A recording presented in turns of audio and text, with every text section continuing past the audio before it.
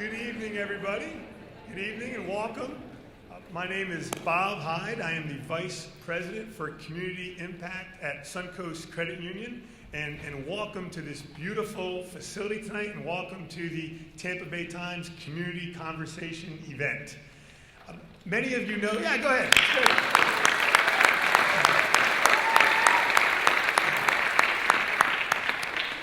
Many of you know Suncoast Credit Union as a financial institution. Hopefully we have some members out there. I think I've talked to a couple. But more importantly, Suncoast Credit Union is a partner with the mission to improve people's lives. And that does not end with finances. Suncoast and other credit unions around the world are cooperatives that have all agreed upon 12 fundamental development issues that are barriers to economic growth and prosperity. Each day, these credit unions impact communities and the members they serve. One of these development issues is the environment.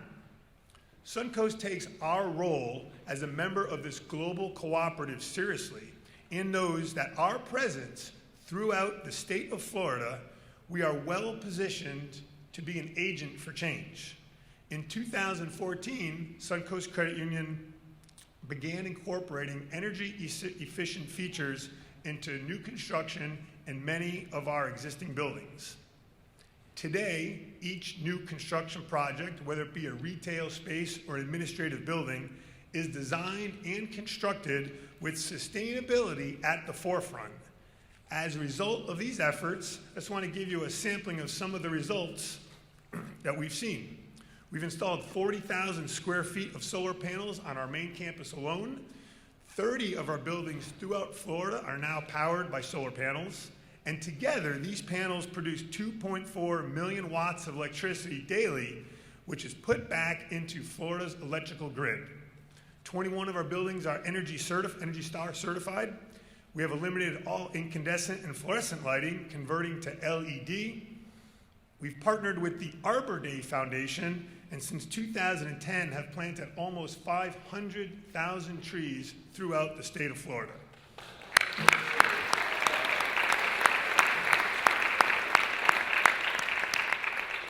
And lastly, Suncoast Credit Union has a foundation, and with that foundation, we've partnered and provided a variety of grants to organizations to live more sustainably, including programs like Keep Pinellas Beautiful, right here in our backyard, the I Will Mentorship Foundation, the Boys and Girls Club of Citrus County, and the Conservancy of Southwest Florida. Now, look, none of this is meant to be boastful. Rather, it's because it's a sign that there's more to be done. I want to illustrate that how businesses, both large and small, along with committed individuals, can all take steps to be responsible stewards of our environment and contribute to a more sustainable future. So without further ado, I want to thank you for this opportunity to sponsor tonight's event, and we all look forward to the healthy discussion that will follow.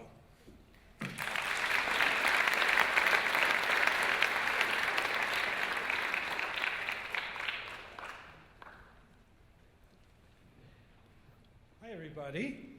Good evening. I'm Mark Katchis, the editor of the Tampa Bay Times, and it's great to see such a tremendous crowd here tonight for our Spotlight event. Spotlight is an initiative that we launched last fall. It's an opportunity for us to convene thought leaders and experts and stakeholders to engage in conversation around pressing matters that face our community, our region, and our state. And I think you can make the argument that there are no more pressing issues than climate change and its effects. So we've got a fantastic panel tonight. I'm going to introduce them in a moment, but I do want to first thank all our sponsors for this fabulous evening, starting with our presenting sponsor, Suncoast Credit Union. Bob, thank you for those early remarks. The Duckwall Foundation, thank you for your support. Larry and Charlie Johnson, thank you for supporting us tonight. WEDU, Gotta love them. And this fabulous venue tonight, the Palladium Theater. We're so glad to be back here. So I'm going to introduce, and since you are the host mayor in this city here, I'm going to start with Mayor Welch in introducing our panelists. St. Petersburg Mayor Ken Welch. Now, since he's been mayor, he doubled the size of the Office of Sustainability and Resilience. And you can give it up for the mayor. And he's launched several major projects and programs to protect neighborhoods in the city. Thanks for being here, Mayor Welch. Tampa Mayor Jane Castor.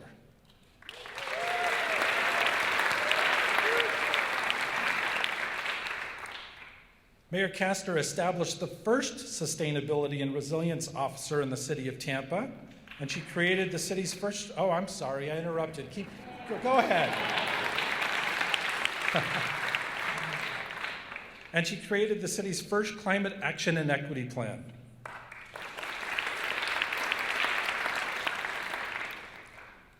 Dr. Terry Root. Yeah, give it up. She's a senior fellow emerita at the Stanford Woods Institute for the Environment at Stanford University. Yeah, wow.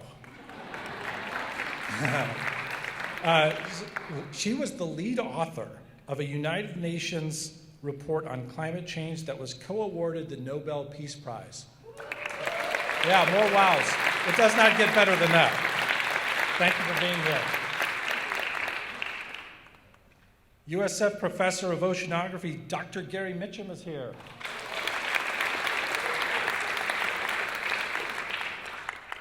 Dr. Mitchum has did direct the University of Hawaii Sea Level Center before joining the faculty at USF in 1996. He's dedicated much of his career to studying sea level rise. And Kara Wood Serra.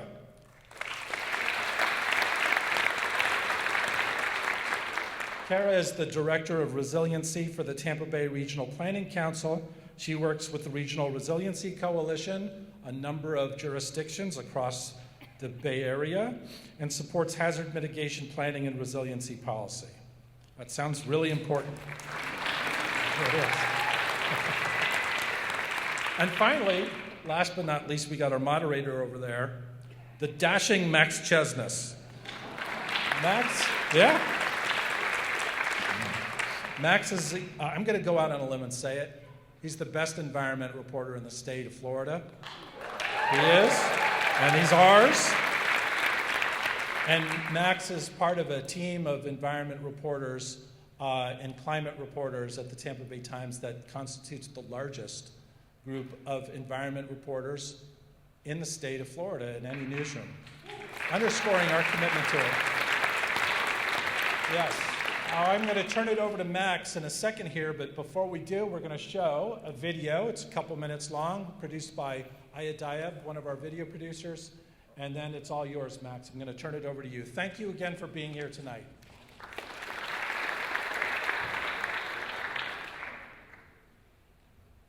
It's not hard to love a place like Florida, but the very characteristics of the Sunshine State that make it desirable also leave it vulnerable to the risks of climate change. The lure to live closer to white sand beaches puts coastal communities at risk, and our warm temperatures that draw people here are getting warmer and warmer. Tampa Bay collectively held its breath during Hurricane Ian in 2022 and Hurricane Idalia last year that highlighted our vulnerability to storms that bring flooding and storm surge. Insurance companies feel climate change's grip tightening over Florida as weather events intensify. Electric bills rise as record heat keeps our ACs on longer, and pocketbooks are feeling the pressure. Record hot ocean temperatures last summer pushed Florida's coral reef system to the brink, and warm weather in Tampa Bay might be threatening marine life as well. All of this is unfolding as more than 1,000 people move to Florida each day, spurring more development needs and putting more pressure on Florida's remaining untouched land. Climate change is more than just an ecological issue. It's our economy, it's our health, and it threatens to upend our lives if we don't act fast and act now. Our are two of Florida's largest cities, St. Petersburg and Tampa, working to address these problems? And are they prepared for rising seas and other challenges that climate change might bring? This evening, we will discuss Tampa Bay's future in a warming world, including what we've already done and what we still need to do. We will hear from the mayors of Tampa and St. Pete, a scientist whose life work is dedicated to modeling our warming planet, a resiliency director helping streamline solutions, and a Nobel Prize winner who has been sounding the alarm about climate change for decades. It's time for us to listen.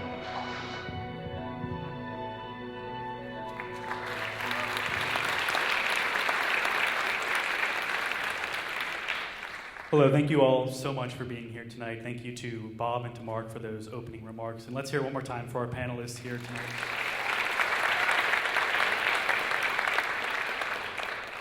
You all are here tonight in a professional capacity, whether you are a mayor or a scientist. But I want to begin by asking you all to remove your professional hats for a moment. And on a very human level, whether you're a mother, a grandfather, all of us as Tampa Bay residents, what does climate change mean to you? And we'll start with you with Mayor Welch, and we'll move in a circle. Thank you so much. Good evening, everyone. How are y'all doing? Welcome to the panel. Welcome to my good friend, Mayor Castor. I apologize for you seeing my 50-foot face up there on the screen. So you really can't take off the hat of a mayor, but what comes to my mind are my two daughters, 31 and 21, and all the young folks in my family and all of our families, and the responsibility that we carry now to make the right decisions for them, for their children, for generations to come. You know, we have great leaders and great organizations in our community, great scientists, and we have known that this was coming for some time. You know, in 2018, I know you told me to keep it short, I forgot already. We got a big panel. The science told us this was coming. Now we're starting to see the impacts of climate change and extreme weather. And what I think about is, will we do the right things for those generations 30, 40, 50 years from now? Yes, I would have to say the same thing when my two sons are getting ready to turn 25 years old. So for their futures and then their children's futures too, you know, that they won't grow up with the things that I was able to enjoy. If you look at, you know, where we live, the water, the activities, seeing the coral, just so many effects if we don't take the steps necessary. And I think that's a point that needs to be made this evening, is it's not too late. And we need to take those steps, or my concern is the future of my children. And I agree with that. It is not too late. That's a very important thing for us all to remember. But as a human being, how does this affect me? I'm going to do two things. I know I have to be short, but I want to say two things. First, I got into this business of looking at climate change by looking at how plants and animals are actually being affected by climate change. And there's new studies out saying that when we go up 2 degrees C above natural, which is 3.6 degrees Fahrenheit above natural, that we could lose half the species on the planet. And my feeling as a human is, why do I have the moral right to cause the extinction of even one species, let alone half the species on the planet?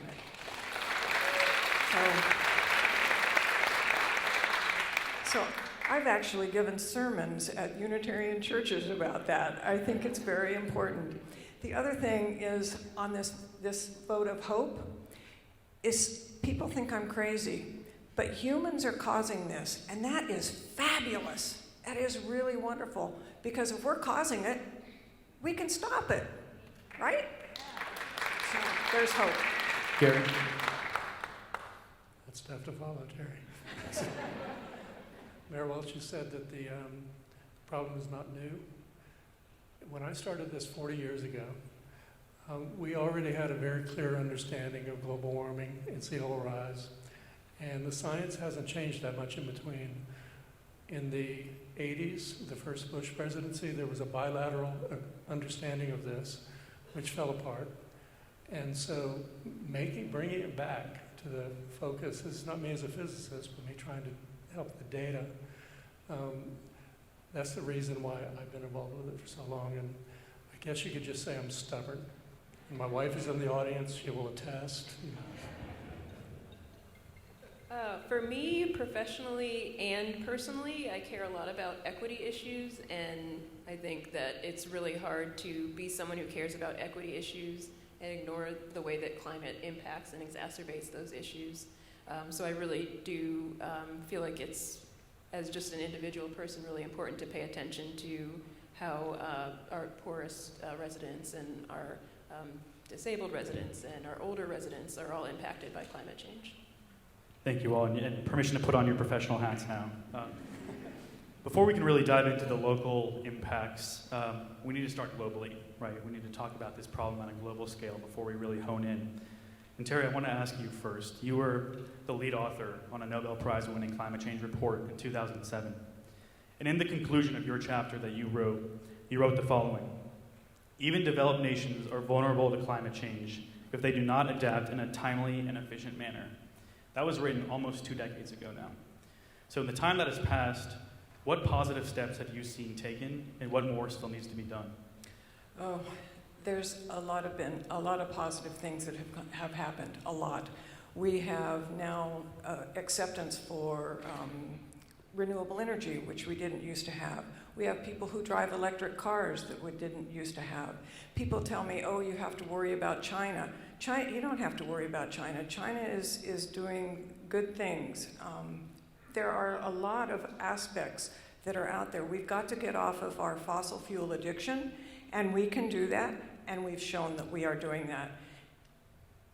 Thank you. And Gary, you've spent your life studying sea level rise, and recently in Tampa Bay, you have charted what sea level rise might look like in Tampa Bay.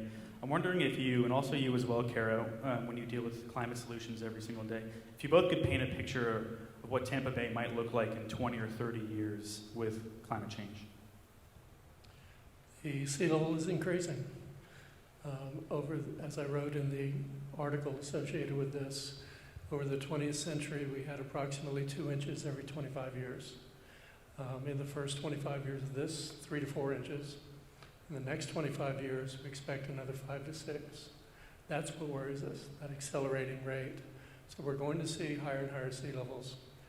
And the other thing that I talked about is, now I've got my scientist hat on now, is we're all experiencing here in the Tampa Bay area increased high tide flooding. And a paper that I wrote, co-authored a number of years ago, this is going to increase by a factor of almost 10 by the mid-2030s, just from natural tidal variations. And I talked to Claude Tankersley, who's here from the city of St. Pete, and the cost of these things is as bad as major hurricane when you add them up around the state. So we have a lot to face up to. A lot of it is not sea level rise inundating your neighborhood and your buildings. It's these high frequency events. So a lot to face up to. Karen?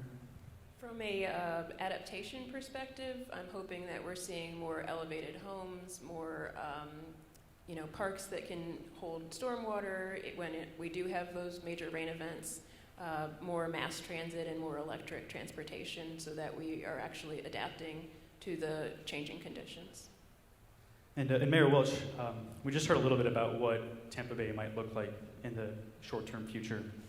We learned in March during the State of Economy that St. Petersburg's growth accounts for 48% of the total growth in Pinellas County since 2020.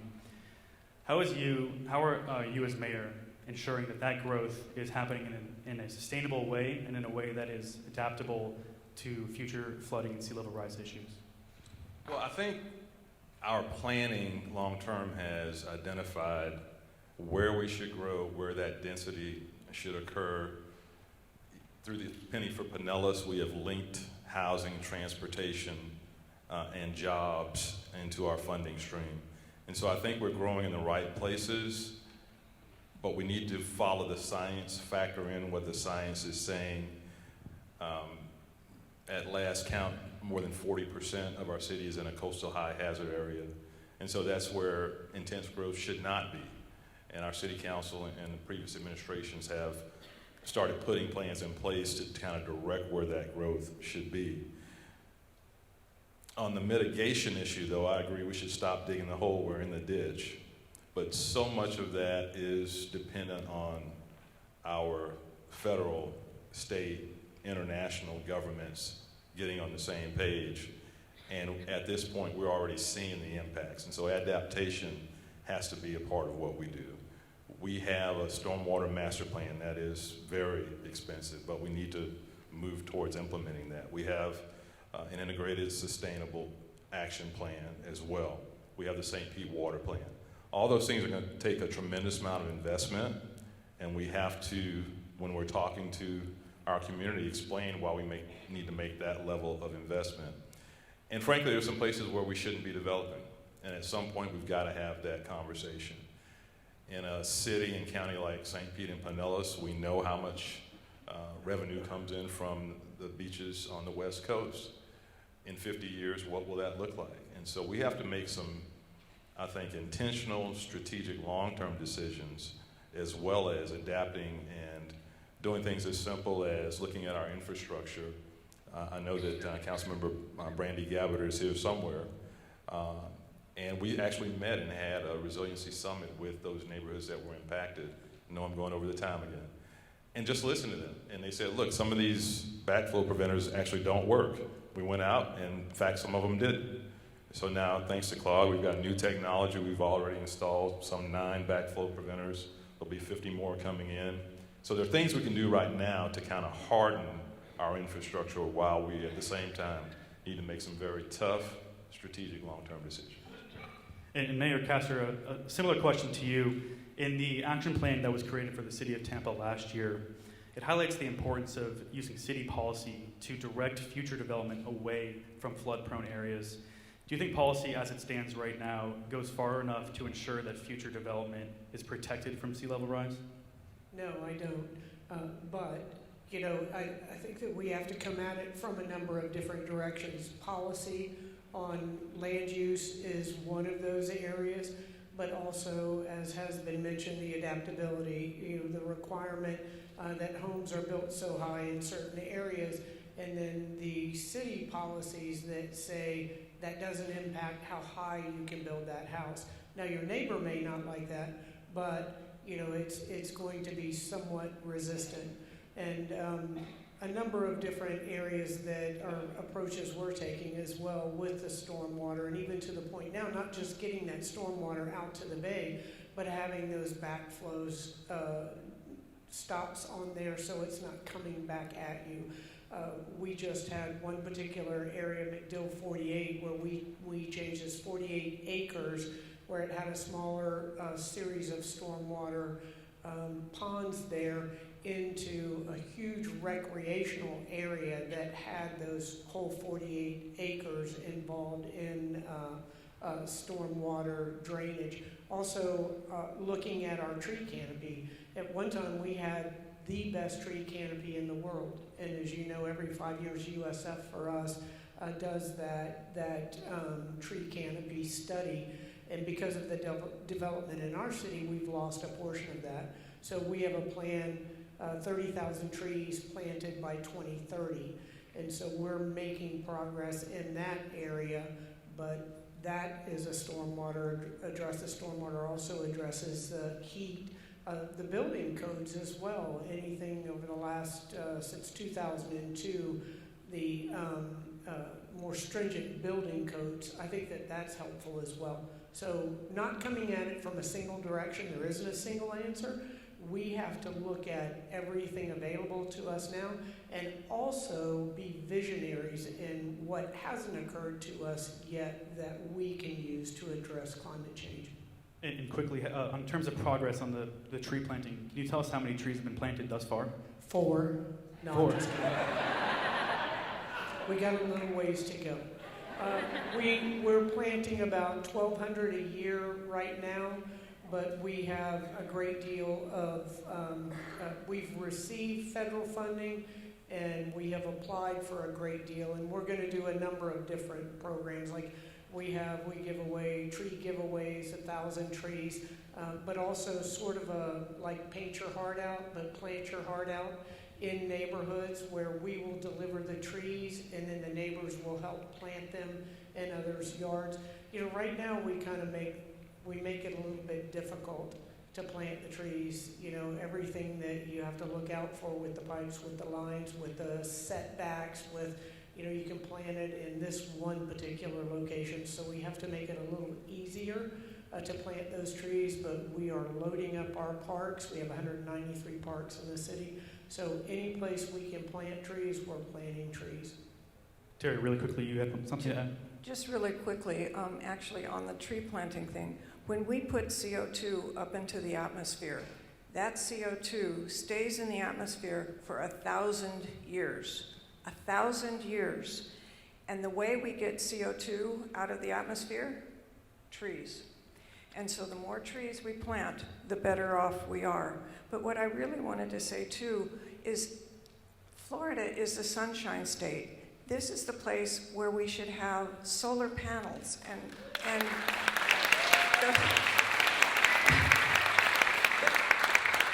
the place to put solar panels are on those naked rooftops that are up on top of all of our houses. So just put them there. And until the governor, I guess I shouldn't say this, but until the governor just signed this thing saying that there's no incentives to put in solar panels anymore, I'm sorry for that. When I was living in Florida, we put on solar panels and it's fabulous. But then we had the Florida Power and Light. They had to connect our home within 6 weeks. 5 weeks and 6 days later, they connected it. So somehow we got to talk to FPL and get them to... I want to say something about solar too. We all owe a debt of gratitude to Congresswoman Kathy Castor as well, because she, for a number of different reasons, but she allowed for government agencies to get that 30% rebate that was only available to residential and private business. And we've put solar on a number of our buildings. Our new city center, we're getting ready to put it on a number of other buildings as well, including our convention center, but our parks, some of our recreation centers. And it will pay for itself in 7 to 10 years, and then you're providing your own electricity. Kara, I'd like to transition to resiliency quickly. And we hear this term all the time, resiliency, resilient Florida. And you're the Director of Resiliency for the Tampa Bay Regional Planning Council. How do you define resiliency in your own words, and how does that definition guide your work every day? So there's obviously a lot of different definitions of resiliency. It could be business resiliency, the ability to kind of adapt to different economic environments, but for our definitions, it's the ability to deal with and live with the climate hazards that we have today, so the tropical storms, rainy days, tidal flooding, but it's also the ability to plan for and adapt to changing conditions, so this future sea level rise, rising temperatures, and extreme rain. And in terms of resiliency, and Gary, you know, on the topic of tidal flooding, in your column to us, published in the Tampa Bay Times, you mentioned not only are scientists worried about sea level rise, but they're worried that the rate of sea level rise is actually increasing. Can you explain exactly what you mean by that and the implications for that here in Tampa Bay? Well, as I mentioned a minute ago, we gave the numbers. It's pretty clear the numbers going up. That's mainly because the ice sheets are melting faster. The ocean warming is increasing. When you increase the CO2, you basically increase the rate at which you heat. Okay, so if you increase the CO2, you're increasing at a higher rate. So it doesn't just go up, it goes up faster and faster. And that's the real worry. And the solution is we have to moderate the CO2, or the greenhouse gases in general. And so that's the only real solution long term. But in the shorter term, the 20, 30, 50-year sort of term, we also have to be looking a lot at how are we going to adapt as we try to mitigate. I think that's the real challenge, to be honest. The mitigation problem is a global problem. And as I said at the end of my article, I'm actually a little hopeful about that. I like what I'm seeing there. But in the meantime, regardless of how quickly we adapt, we are going to be doing adaptations for decades. So we need to be thinking about how we're going to live with this change. especially as the dreaded H word approaches. Hurricane season is in a couple of days. If you've been reading our articles in the Times, you know that it's gearing up to be a fairly active season. Right now, Atlantic sea surface temperatures are what they normally are in August, and weather patterns are showing that it could be a particularly active season. So if you don't have your hurricane kits prepared yet, now is the time to do that. On the topic of hurricanes, Mayors Welch and Mayors Castor, we all watched with very anxious breath in 2022 and 2023 as Hurricane Ian was approaching Tampa Bay, and then last year with Hurricane Idalia doing the similar track. I wonder, as mayors, what did you both learn during the response to those storms, and what do you wish you had done differently that you'll do in future planning for future storms? Mayor Welch, if we can start with you. Well, fortunately and unfortunately, we have a lot of experience in Pinellas County, the 24 cities, Pinellas County government, in preparing for storms. And so that part of it is put to good use whenever you get that blip on the radar and folks start getting in battle mode. What I'm concerned with is that there's so many folks that are new to the area. We've been so blessed to not have a major storm that they kind of take it for granted. We had over 70 high water rescues last year. After we called the evacuation, folks that were in Zone A told to leave and did not leave. And so my concern is that folks in the community aren't taking these storms as seriously as they should. And at some point, we can't send out first responders to rescue folks. And that can be a disaster for our community if those folks end up being caught in the worst part of a storm. We went down to South Florida, Fort Myers area, toured there and looked at the devastation. I guarantee you if that hits here, there'll be a tremendous loss of life. So, our first responders, all the organizations that work together, from PSTA to the county to our fire organizations, we've got committed professionals who do a great job doing that. Thanks to the Penny for Pinellas, we've got a great emergency facility at the police station. So all those administrative things are in place. It's making sure that the folks in the community understand what they need to do as well when we call for an evacuation. That's the thing that keeps me up at night. So that, I know it's not a funny topic, but with Idalia, when we finally got to go outside, I went outside and did out in the community to kind of assess the flooding, and I did a national broadcast. And so I went over to Tampa General Hospital, and in the background are these 5 guys with like this giant ducky float. And I'm like, seriously, people? Here we go, Florida. But anyway, we are prepared. I remember as the police chief, I was police chief for Pam Iorio and Bob Buckhorn, and I remember having a conversation with both of them from the beginning that we are as prepared as we can be for a hurricane, but if one hits our area, nobody's going to be high-fiving each other. Those are devastating events. And so we all send resources to any location that has been affected by a hurricane, and we bring all those lessons back. And then each year after we have had these near misses, we also do the hot washes then and after actions and try to tweak those plans. One of the things that I like to share with individuals is that I've been to a number of these locations that have been devastated by hurricanes, to the point that they have to spray paint Home Depot on the side of a building or you wouldn't know what it was, that kind of devastation.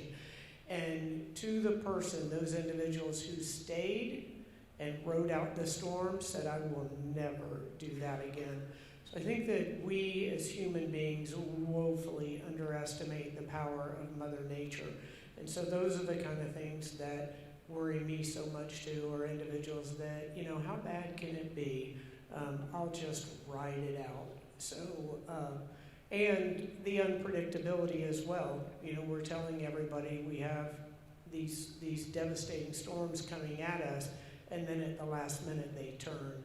And so that's sort of a point of reference for individuals, but just trying to convince people that it's easier to get away from that water and just not take the chance. Gary, you had something you wanted to add? Yeah, I just wanted to add, as Mayor Welch said, 70 rescues. Getting people to evacuate is a serious problem, and we need to educate people better. As the climate is warming, our ability to forecast hurricanes intensity increases has gotten worse.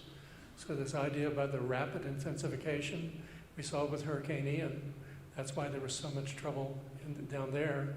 People who thought they shouldn't evacuate then got caught in a Category 5. And so that's an education problem that we all have to work on, and we do not understand the physics of that yet. Do both of you think that the messaging was conveying that urgency enough during both Ian and Idalia? Do you believe that it was adequate enough to really convey the message that these storms, we're in a new world now with these intensifying storms? Was that message pretty honed in your opinion?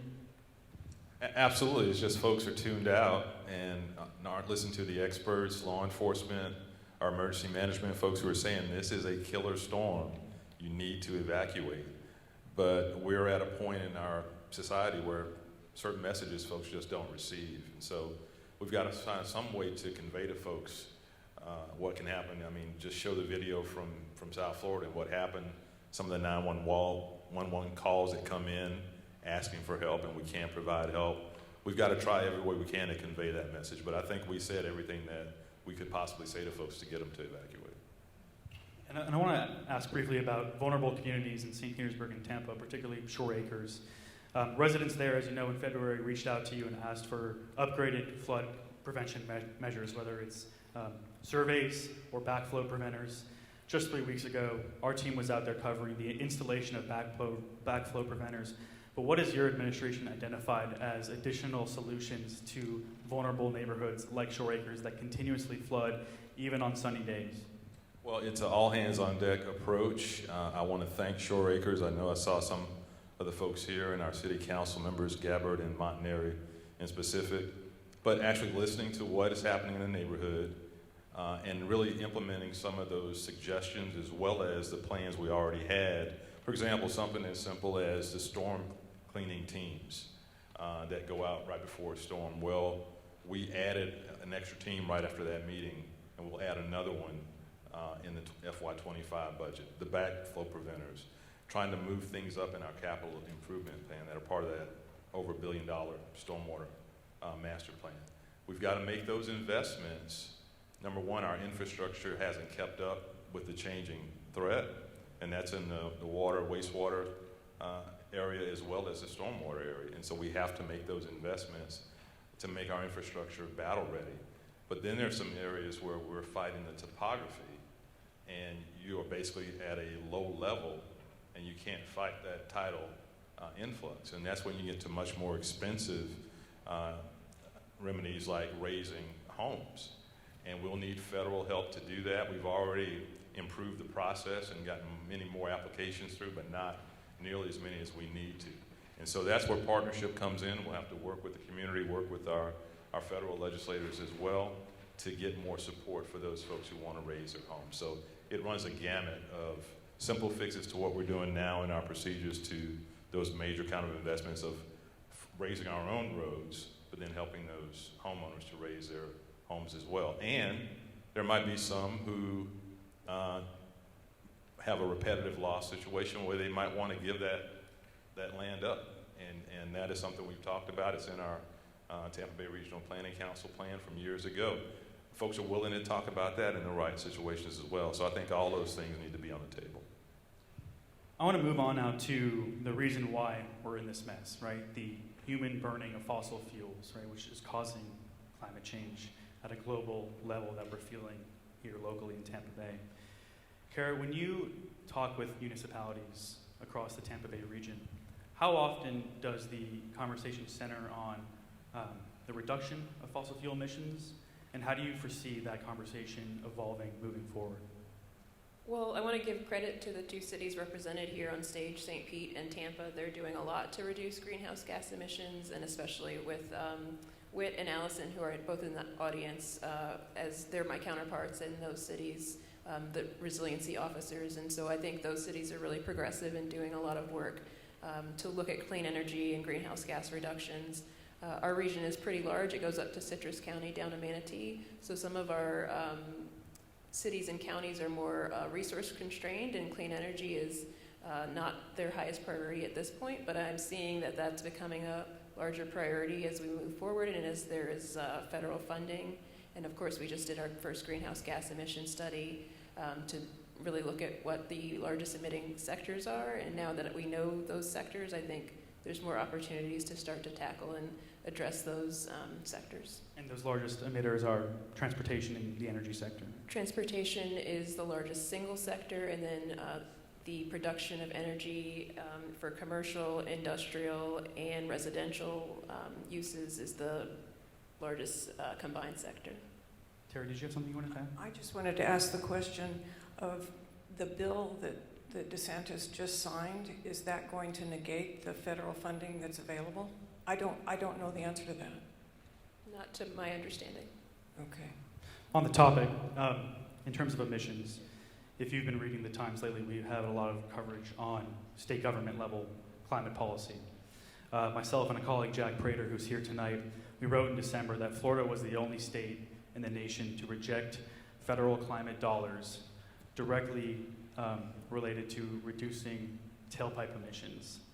We also reported recently, with the backing of Governor DeSantis' bill, that eliminates offshore wind production in the state of Florida and also removes most of the references of climate change to state law. I asked both you mayors, how do you, as leaders of your cities, work on climate policies when there's a state government that has a history of rejecting climate solutions? I think a lot of that, my personal opinion is it's political posturing, because the governor can say we can't mention climate change again, but that's not what his actions have shown with the amount of funding that we have received, the city of Tampa, from the state to deal with a lot of climate issues. Clearly, the tailpipe, that is an issue, because that is one of the largest emitters in our community. But I also think that we need to be proactive about those things as well, not just say that it's the energy, fossil fuel, coal burning that is causing this. Well, we're the ones that are using the energy. And we hired the first energy director for the city of Tampa, thanks to Whit Rimmer, our sustainability and resiliency officer. And I think the person who clapped was his mom. I don't want to say that. Just saying. But anyway, he has done amazing things. Every decision that we make in the city of Tampa, and everyone on staff understands this, that every decision that is made, every project, every contract will be woven through the lens of resiliency and sustainability. And so it really is an incredible, he's done an amazing job.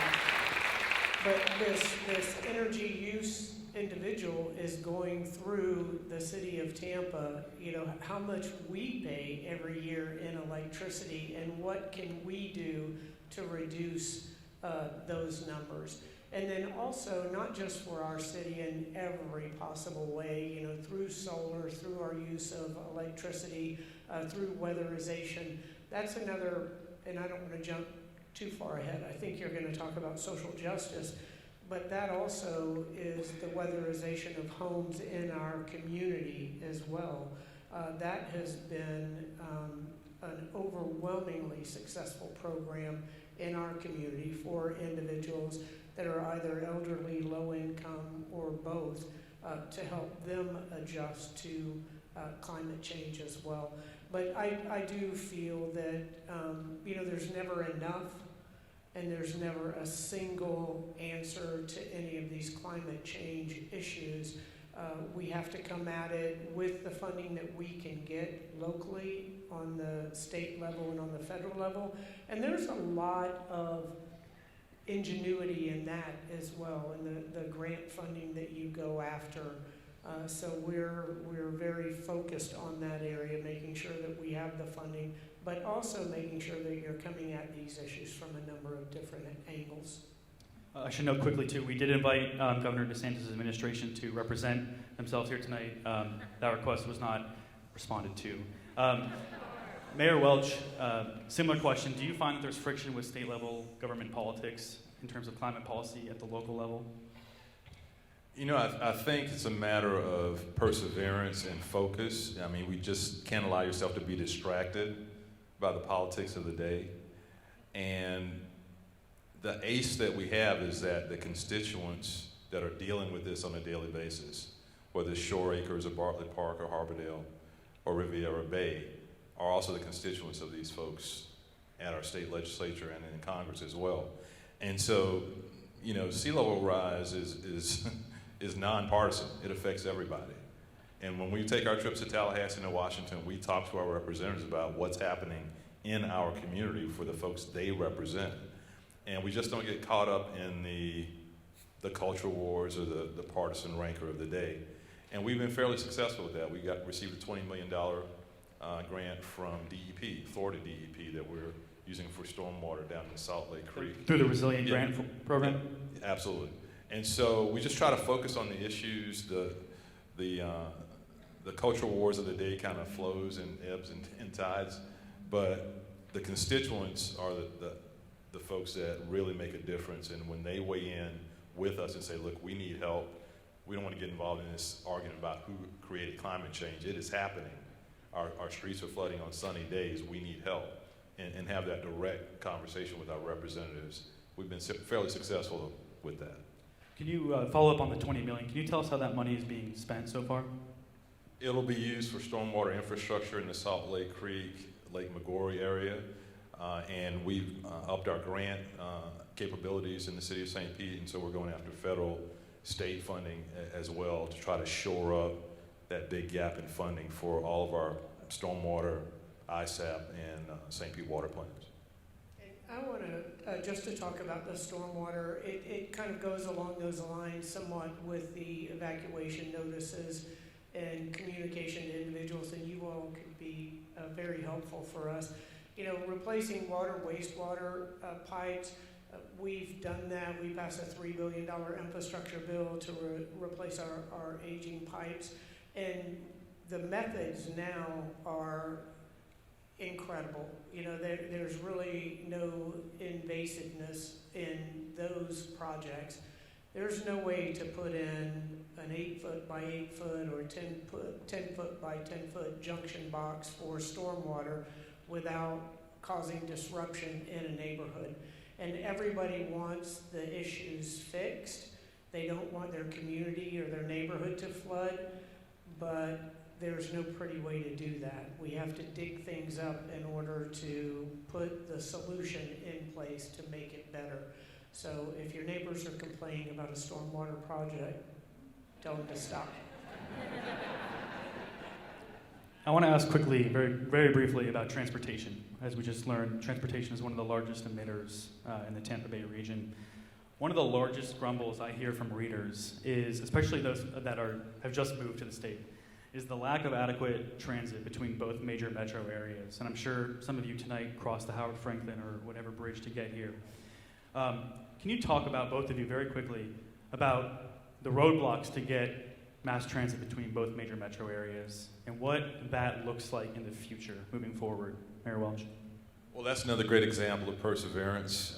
You know, there have been partisan battles on that issue. I served on the county commission for a while and served on PSTA. And there was a battle between going to clean diesel or hybrid electric buses. We went with hybrid electric, and you see that throughout the PSTA fleet. It's those kind of decisions that make an impact on emissions going forward. We've got the first successful BRT in the Tampa Bay area, Sunrunner. And that took a long time to get that funded. And ironically, it was President Trump who tweeted when we finally got the federal money for it.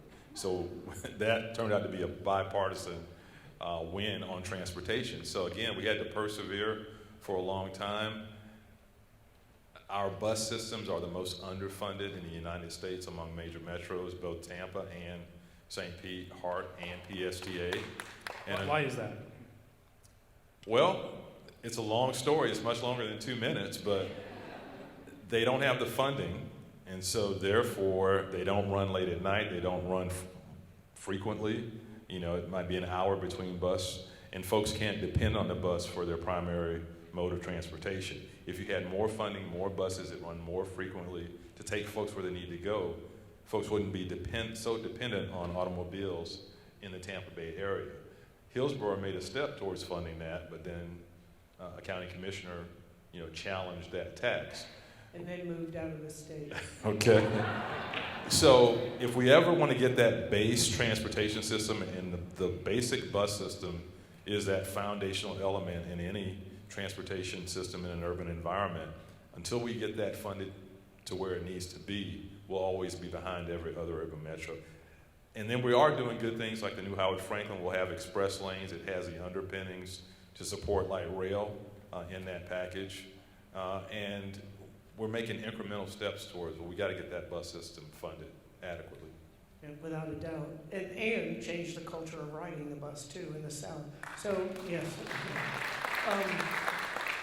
Many of you have heard me joke, which I guess is getting less funny by the minute, that mass transit in the Tampa Bay area is more than 2 people in an SUV. And, it's true, the South, we love our cars, right? But we are one of the few areas in the nation that doesn't have it, I would say, just about for the whole state, with the exception of the Bright Line, and down in Miami they have some relief. But we tried the All for Transportation penny surtax or sales tax, which 30% of was paid for people outside of Hillsborough County, which I define as free money. And that in the first, year, less than a year, was over $500 million. And Miami-Dade has that, and they're like overfunded for the number of projects they have, so that brings a tear to my eye. But that was thrown out, and so then we in the city of Tampa looked at a millage increase to be able to address transportation. That went nowhere. And so now what we're looking at is the potential of, we received a $1.7 million grant, accelerator grant from the federal government, and they have a program called Build America that's been around for a while, but this president has really made it much more attractive, and it's long-range, low-interest loans for transportation solutions. And so we're looking at Pinellas, Hillsborough, Pasco, and the good thing is you put an oversight committee in place just to vet the projects, and then it's the decision of the government entities what projects they want to do. And you pull down the money as you build the projects, and then it's paid back after the fact. Terry, so we're looking at that right now. Terry, you had something you wanted to add? I just wanted to say something really quickly. Mass transit is exactly the right issue that we need to be talking about. But to get Americans to ride mass transit is going to take a paradigm shift. And we can't do that by ourselves. We have to do everybody. So I wanted to say, I would like you all to make a pact with me today that the next car that you buy actually plugs in. So I want you to, if it can be a hybrid, but at least get 40 miles on a battery. And if you can, get an electric car. 28% of the greenhouse gases coming from the US are coming from transportation. Mass transit is the answer, but until we get there, please make a pact with me. Your next car, when you buy one, could be in 10 years. Make sure it plugs in. Thanks. Also, a form of transit that we ignore, and we're not surrounded, but covered by water, is water. What would be an easier form of transit than by waterway? And so as a region, we have to commit to that. Kara, both Mayor Castor and Terry just brought up culture shifts, right? Changing the culture to allow people to want to take the bus or mass transit. When you're dealing with all of these local municipalities, how prevalent is that conversation about shifting the culture to these solutions? I would say the culture mostly shifted before the start of the coalition, so there was a clear need for resiliency because of the results of Hurricane Irma, and I think that was a big push for why the coalition came together.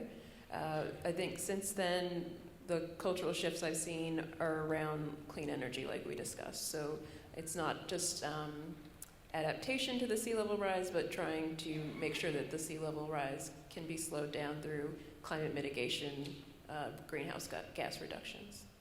And Gary, you have the unique experience of seeing new students every single year. I'm wondering, as your years have evolved, have you seen the culture change in students as they continue through USF's program? Sure, of course. We have them at meetings here. So, they're very engaged, very involved. The culture change I've seen is that, in my generation, science had to be completely neutral. And, you can't care what the answer is, sort of thing. But our students now are much more engaged in essentially activism and advocacy, which, as a scientist, we're still having that debate, which is correct. But I've definitely seen a change in the generations in that direction. And on the topic of science quickly, as a journalist too, we are the arbiters of truth. Scientists deliver data and facts.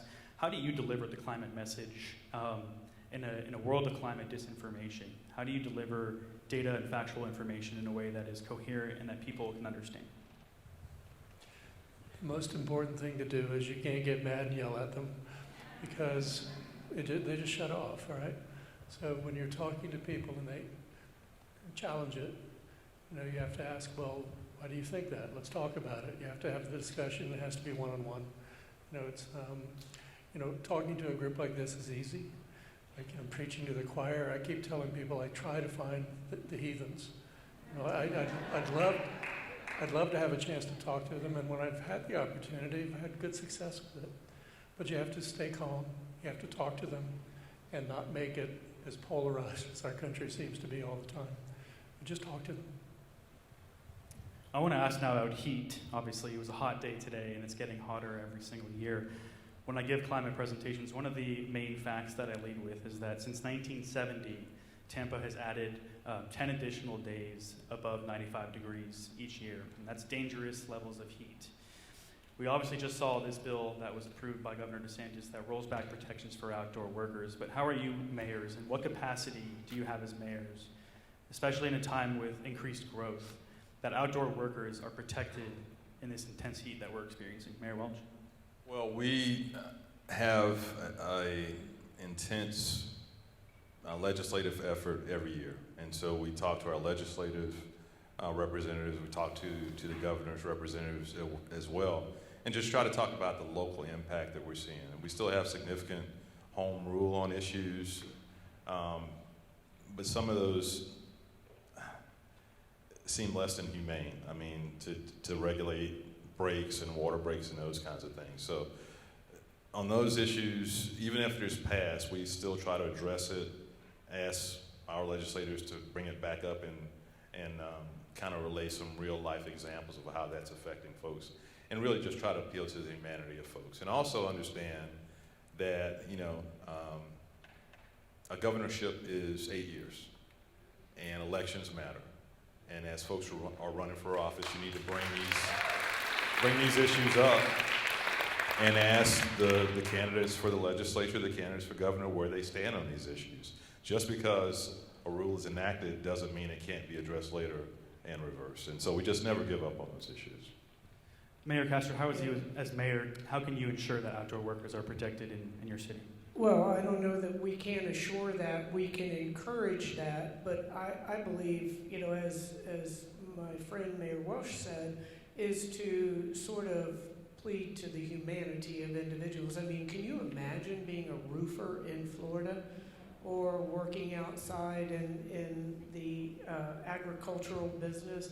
I mean, you're not going to have any workers, even if people don't have a heart, they own a business, they're going to look at that bottom line. And it's an issue, it's a humane issue, but it's also just a fact that individuals can't go without breaks, without water, without the humane treatment in our community. So what we are in our cities in St. Pete and Tampa are completely different from other areas or even from the Tallahassee. You know, and some of the decisions that they make don't really impact us. It's more for the political theater of it. And we've already talked about trees as a climate solution, but Kara, I'm wondering if you can talk a little bit more about the importance of tree planting, and how often does that come up when you're talking to these municipalities about climate solutions? So the importance is both related to the heat mitigation for individual humans, but also for climate mitigation as well. So we encourage forestry master plans and increasing the number of trees planted in the communities in our Regional Resiliency Action Plan. But I think you have heard probably that there are issues with trees being cut down because of local regulations, but also because of new insurance requirements. And Gary, as a scientist, I mean, all the time it feels like I'm writing stories about how heat is affecting our ecosystems. Can you talk to me a little bit about how heat stress is not only affecting our ecological systems, but humans on a very physiological level? I'm going to answer this a little differently. The heat stress that we're talking about, that's all very real. It's an extreme climate change effect, and we know about that. It illustrates very well, though, that this climate change problem is not just sea level rise. It's not just this, it's not just heat stress. There's when the atmosphere is warmer, you know, we have more extreme rainfall outbreaks. So these extreme rainfall events, this is physics from the 19th century, by the way. We know this extremely well. We see the events like we saw in Fort Lauderdale recently, and the flooding of the Vinoy a number of years ago, just an extreme rainfall event. And Claude Tankersley could tell you why. The pipes aren't big enough. You know, the extreme rainfall capability has overwhelmed our infrastructure. And so it's a little bit subtle, but it's a very costly, as you said earlier. You have to dig things up. And so it's not just the sea level rise, it's not just high tide flooding, or Myers flooding. And it's also the extreme rainfall events, and then the heat stress on the people that are involved. It kind of illustrates nicely just how widespread this problem is. We have about 10 minutes remaining before we transition over to our audience Q&A questions. So I want to end on a note of hope, right? Because like we've heard tonight, there are a lot of solutions, and the future looks bright if we really stick to them. Terry, what gives you hope in this world?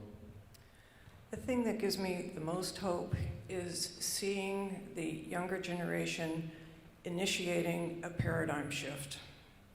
We got to wait for all of us old folks, not you,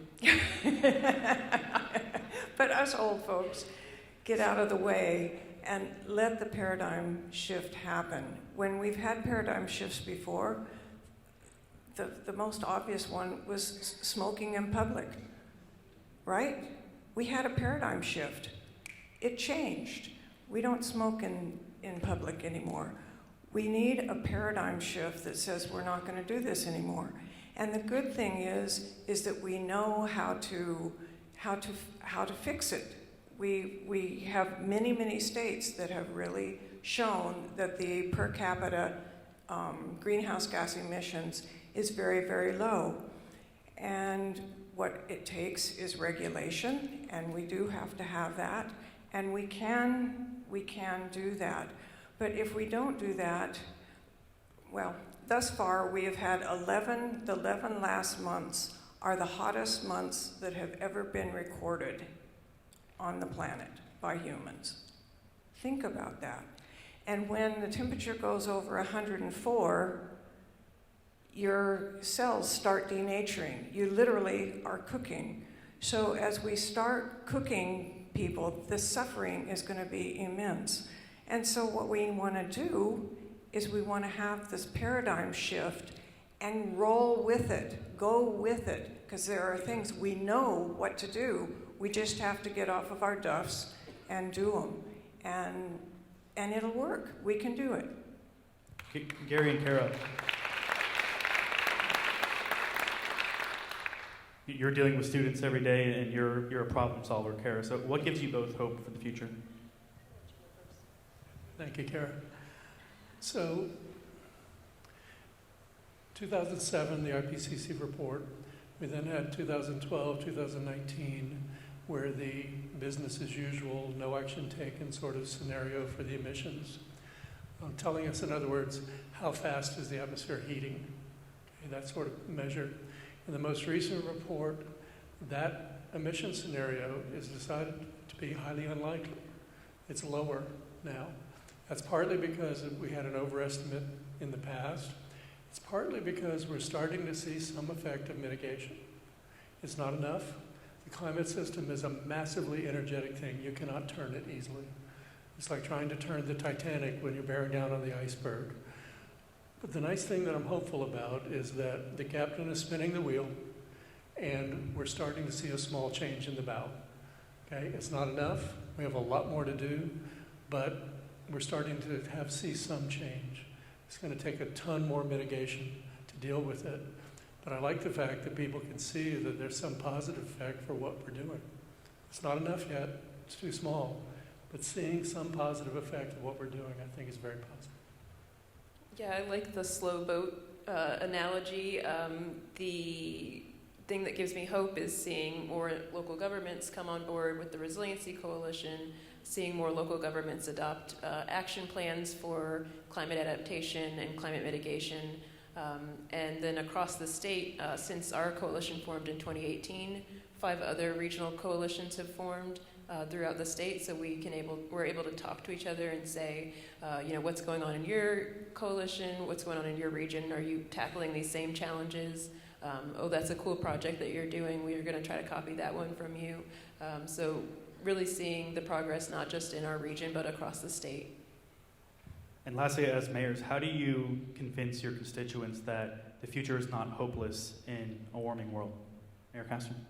Just sharing the positive news. This is a problem, but it's not insurmountable, and here are the steps that we can take to address that.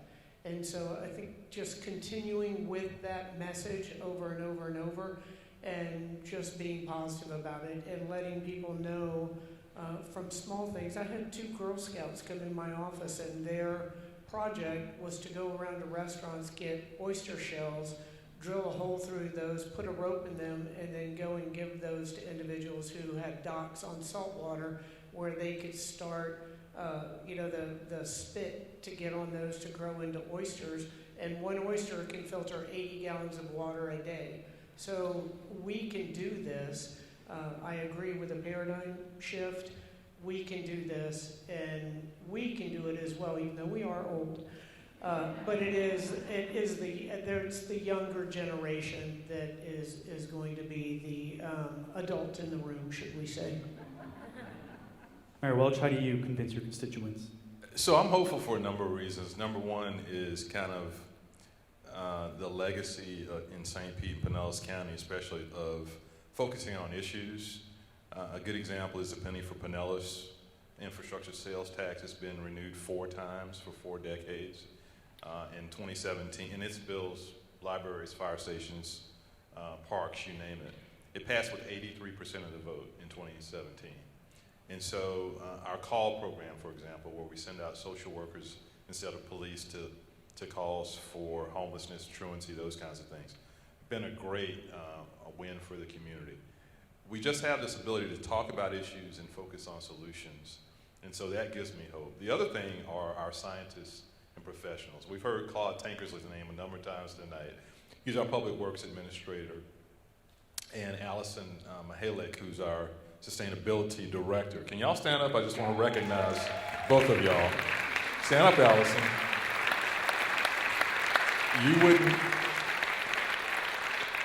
You wouldn't believe the team that we have that is committed to giving us the facts, the costs, what we need to do to address this problem.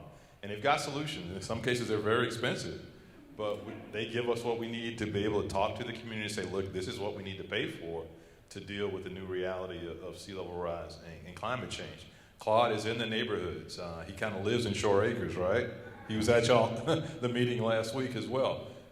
But you have to listen to the community as well. When they're telling you, look, what you're doing here needs to be done better, it's not working, that's part of continuous quality improvement. We need to do that every day. But I have nothing but optimism that we're going to focus on the issues, and for our kids and their kids, we're going to get it right. So, Garrett, go very quick. I mentioned Claude's name a number of times, but always with a big problem for him. I'm surprised he hasn't run out the back. We have about 2 minutes before we transition to audience Q&A. So I'd like you all to leave our audience with some homework. If you can all go around and give our audience one way that they can leave here tonight and make our world a better place, how do they do that? We'll start with you, Karen.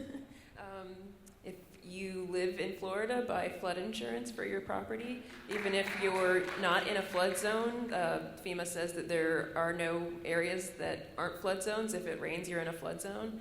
And I would say for individual properties, if you're in the city of St. Pete, we have the composting program, and I believe there's a similar program in Hillsborough and Tampa.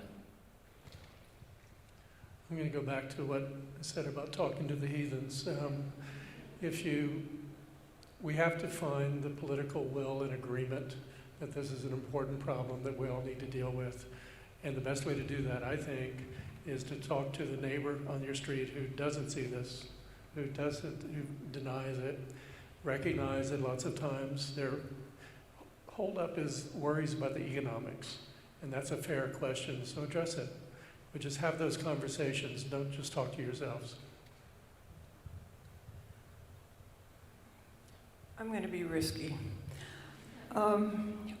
When former President Trump was president, he rolled back an awful lot of environmental rules.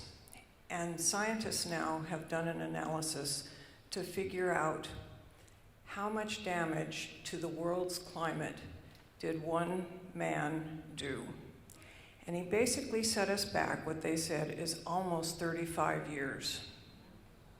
So my one thing that everybody needs to do is you've got to vote.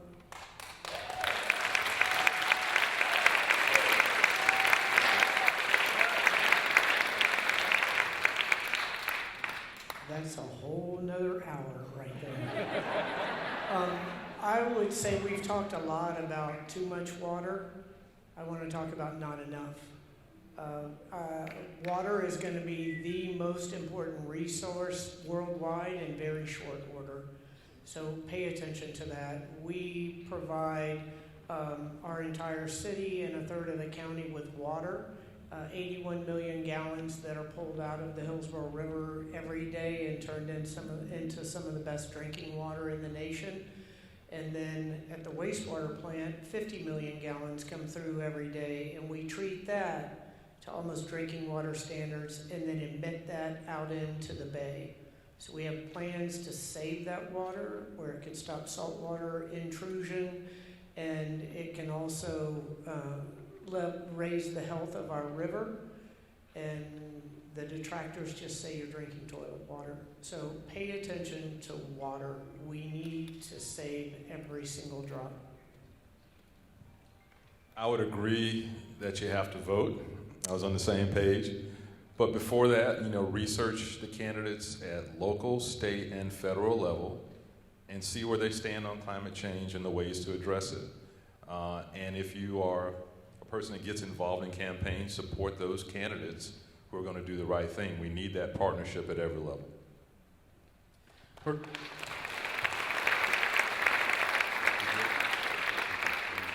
One more round of applause. We're going to transition to Q&A, so one more round of applause for our panel.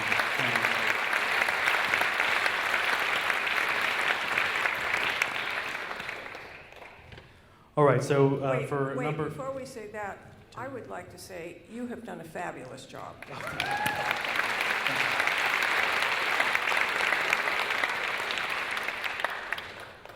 The first question is for Mayor Welch, and this is from Eugene Kelly. He's the chair of policy and legislation for the Florida Native Plant Society. And Eugene writes to us, the redevelopment being proposed for the gas plant area provides a rare opportunity for integrating innovative and forward-thinking sustainability and resiliency elements at scale. Eugene lists rooftop solar, staging area during storms, and green spaces, among other things, that are both functional and biodiverse. Why doesn't the redevelopment plan proposed for the project expressly state that sustainability and resiliency elements will serve as a central focus for redevelopment? Well, if he wants to read the agreements, was it Eugene? You know, we do state in there as we move through the design phase, Hines Rays will include the best technologies for sustainability and resiliency. And Hines, in fact, has received awards for their approach on doing that. So I'm not sure if he's read the agreements that are available now, but it is integral to that plan. Can you touch specifically on just how the facility will be implementing green infrastructure in the future? Well, LEED type certification, the use of materials, technologies, for the entire 4 phases of the project, we'll use the latest technologies for sustainability and resiliency. If there's a specific part of the project that there's a question about, I'd be happy to address that. Thank you. The following is for Mayor Castor, and this is from Nettie. And Nettie writes to us, I'm a Presbyterian pastor and an educator coordinating a climate justice and faith program at a Lutheran seminary. This is an online Spanish program, and I live in Tampa. In recent days, Governor DeSantis has called people who accept the need to change our energy system to avoid the strongest impacts of climate change, quote, radical green zealots. I'm concerned for myself, our most vulnerable populations, including outdoor and farm workers, and our future generations. The question is, how do you bypass legislation like Governor DeSantis's to make sure Florida is part of a climate solution and not a problem? Again, those types of legislations that are passed with no ideas about enforcement in that, those are issues that deal with humane treatment of others. And there isn't going to be anyone that is out there saying that you can't treat individuals that are out in the community humanely. And so I think that's more of a community approach than to, those are the types of things that I just kind of tune out.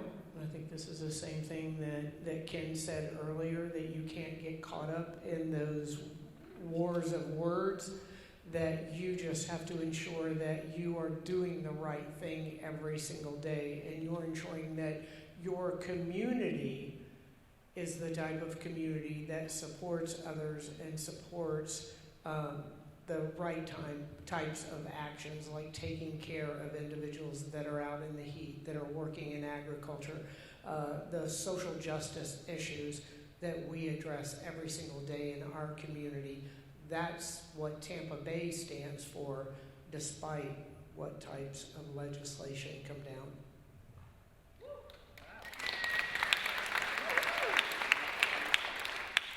Terry, this one's for you. It's on disease in a warming world. This is from Kathy Kelleher. My question regards the changes in disease patterns because of climate change. We've seen recent concerns regarding mangrove disease, which we've written about at the Times, and I recently lost a palm to lethal bronzing. We've seen malaria, Zika, and chickamauga disease in Florida, and we have all started watching patterns in bird flu across the country. Do you have any thoughts on what other perils may come our way in the future because of our warming world? Whoa, that's a toughie. Let's look into the cloudy crystal ball. The thing that we do know is that all animals are moving to cooler areas. So in the northern hemisphere, they're all going towards the poles or up in elevation. In the oceans, they're going deeper. So I'm talking about everything. So that includes the vectors that are bringing the diseases. So we have mosquitoes that are moving up. So of course, we're going to be getting more diseases that way. The other thing is that ticks are shifting and moving. So yes, of course, we're going to get more diseases in places that we haven't had them before. there's a lot of nuances in all of this, but that really is what the bottom line is we are causing species to move around, and the vectors are also moving around. And are we going to have another pandemic? I would bet anybody in this auditorium $1 million that we will. We will have another pandemic, and it will come. What's it going to be? I don't know. My crystal ball isn't clear enough, but it is going to happen. This question is for both Gary and Kara, and it comes from Sedelia, and she's 23. Sedelia writes, what should young people do to help solve the climate crisis besides voting? What should young people do to help solve the climate crisis besides voting? I'd like to see more young people getting involved in local government.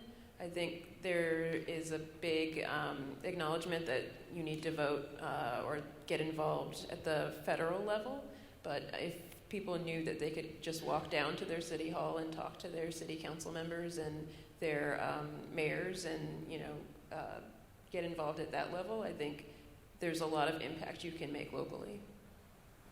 Gary, how about your students? What can they do? I'll do an advertisement. Our country is not doing very well in STEM education. We've known that for a long time. And without those kind of people to work on these problems, we're going to be in an information vacuum. We have spots in our graduate schools, my college, that we can't fill. And, it's just become a problem. The rest of the world is defeating us badly at STEM. And so for the young people, I'm not telling you to solve that problem. I'm telling you to be open to solutions to that problem, I suppose. I have a question specifically here about utilities. And this writer writes, for the past 5 years, electricity bills have skyrocketed in Florida. And this is for both of you mayors. Both companies, TECO and Duke, have seen increases. And will you both join other elected Florida officials to pledge to oppose electrical rate hikes in the future? I need you to repeat that. The speakers. Thank you. I thought it was just me. No. The speakers are in front of us, so can you repeat that? The author of this writes, for the past 5 years, electricity bills have skyrocketed in Florida, and TECO and Duke customers have seen increases in their bills. Will you both join other elected Florida officials to pledge to oppose electric rate hikes in the future? Well, as you know, the PSC governs our electric utilities. I'd certainly be willing to look at this letter that you're asking us to sign off on, but ultimately the PSC at the state level is the one that regulates electric rates. Mayor Castor? Well, we don't have authority over that, but we do work very closely with TECO, who supplies us with electricity, and we actually have our waste-to-energy plant that burns trash and converts that into electricity that we sell to the electric company. So it's not the ultimate solution, but it's better than putting in landfills. And TECO has shut down a couple of their coal-fire plants, and so taking those steps. But I hear you on the electric bill. Mine's going up just like everybody else's. I want to say something really quickly. I'm going to give you all homework. One of the things that we know already how to build zero-emission buildings. They're expensive to build. They're more expensive than that emit greenhouse gases. But in the long run, it's going to save us money. So what we need to do is we need to go to the commissioners and say, let's change the way we're building buildings so that they are saving energy, not expending energy. And we can do that. We already know how to do it. Just do it. And I think that 100%, and that goes back to, just because you can't control something, like we can't control the rate increases, doesn't mean that we can't have a positive impact on that. How do we build the zero emission buildings? How do we use solar? How do we lower our electric bills? How do we take those steps where we do have power and we do have control? This next question is for you, Gary. To what extent do sea level rise projections depend on the amounts of greenhouse gas emissions? Well, like we said before, they're directly related. You know, the sea level rise, sea level increases on the global level for two reasons. You add water to the ocean, melting ice, or you warm up the water because warm water is less dense, takes up more space. It's a very simple problem. The physics is quite simple. You tell me the emissions, I will tell you the sea level rise. And so if you want to lower sea level rise, lower emissions. It's, again, just a trick question here for you. I use this in my meetings with people all the time. This greenhouse effect, which just gives rise to the warming associated with greenhouse gases. When was the first paper on the greenhouse effect? Over 100 years ago. 1826. We've known about this for a long time. And also, if you don't want to look, remember those pictures, aerials that we would see during the pandemic over those countries where the cars weren't being driven, and the difference that a matter of a month made. You know, we can impact it without a doubt. We can make positive changes. Kara, this one is for you. How does the significant increase in downtown population growth impact the evacuation routes in the event of rising water or flooding? So we last did our statewide regional evacuation study in 2020. We used cell phone data for that study, and we found that evacuation times were improving a little bit, we think because of the messaging around going tens of miles instead of hundreds of miles. Fewer people were getting on the major interstates and going outside of the state. So one of the things that impacts those evacuation times is messaging. I think the density downtown, it depends on where that downtown is. So is it the downtown in an evacuation zone? Obviously, you have to be careful about increasing density in those downtowns, but if it's a downtown, inland, then that's not going to be as much of an issue. But I think as we increase our population, we need to identify shelter spaces. So right now we have enough shelter spaces regionally, but one of our counties is deficient, and I can't remember which one. So making sure that we have the shelter capacity, even as our shelters start to be inundated by sea level rise, we need to make sure that capacity is still there, and then making sure that we have that we continue to update our evacuation study, and that we're managing our evacuation routes strategically. And when you mention shelters that might be at risk of flooding, are you talking about schools and other low-lying facilities? Yep, we did a study called Safe Shelter about 2 years ago, and we found that a lot of our existing shelters are at risk of future inundation as the sea level rises over the next, I think we projected out to 2080. So we identified the need to start looking at things outside of just schools, so maybe we can have other buildings that can serve as shelters. We also found that the need for special needs shelters and pet-friendly shelters is really important, because if we only have one special needs shelter, that shelter gets inundated, or that shelter can only serve a certain population, then we really need to make sure that that population is well served, and we also don't really know how many people need that shelter until it's time to evacuate. Mayor Castor, the next question is for you. Your climate action and equity plan has 3 parts: reduce emissions, build climate-ready infrastructure, and take care of people along the way. That third part of the plan, you mentioned equity as a top priority with new infrastructure. How are you making sure climate-ready infrastructure is equitable? Have climate change, what was the end of it? How are you making sure climate-ready infrastructure is equitable? One of the things that, I'm glad you asked that, because one of the things that we have done that I didn't mention was the heat mapping, and looking at those hot zones that, in our case, the majority of those are in the low-income areas. So again, how do we address that through by planting trees, by ensuring that we are are providing the weatherization for those homes so that they can stay cool during those hot days and not have the exorbitant electric bills. And so, just from a number of different angles to ensure that we're doing all that we can for individuals in those areas, that the whole Tampa Bay area is warming up, but there are certain areas in our community that are getting hotter than the rest of the city.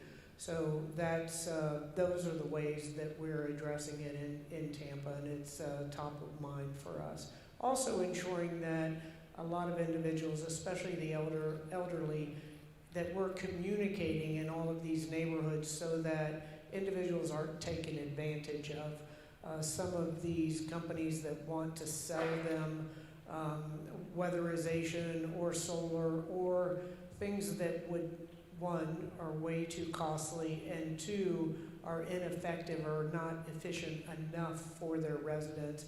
And so we try to communicate that and ensure that they're getting their information and their products from reputable businesses. Mayor Welch, next one is for you. Your administration has a goal of increasing St. Pete's tree canopy to 30% citywide, with more than 600 shade trees planted annually. How are you targeting where to plant trees and ensuring that low-income communities are included in that?